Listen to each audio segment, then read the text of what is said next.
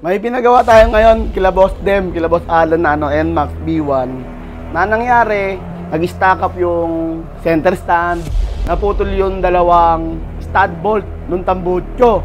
Tapos yung bracket ng tambucho, naputol yung tornilyo. So, pinagawa ko sa kanila. Tara, tignan natin kung paano yung ginagawa nila.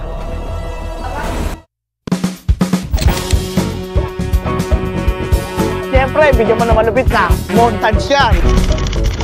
3 months warranty, 3 months warranty, 3 months warranty, 3 months warranty. At siyempre, alam niyo na walang iba. Tennis lang, saka lang.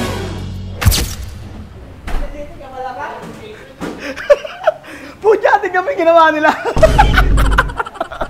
Sinabit nila yung NMAX. Sabi ko, tanggalin nyo lang ah. Anong ginagawa nyo? Tem! At ginanyan yung NMAX. Gag! Hindi ko pinaliktad eh. Ha? Inangat ko lang. Buti hindi ko pinaliktad. Pucha ka lang ko naman, tatanggalin yung tagilid. Saan eh. Kung ano eh, center stud eh. Mas komportable pag nag-grinder ng ganito. Dito, tingnan mo.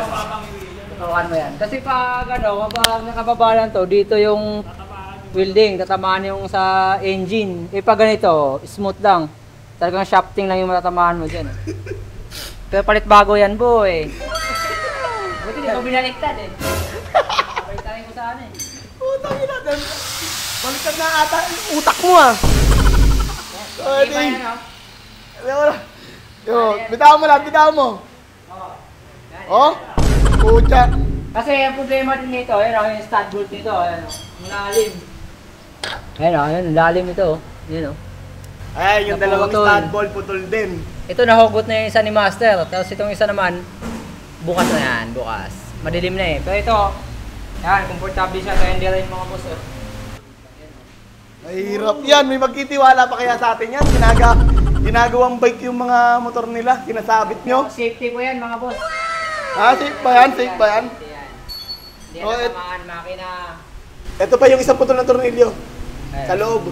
So, taga-Tondo yung may-ari nito, lagi daw nabababaran ng tubig dagat yung center stand, yung tambucho, kaya naputol. Tapos ito mamala, low thread.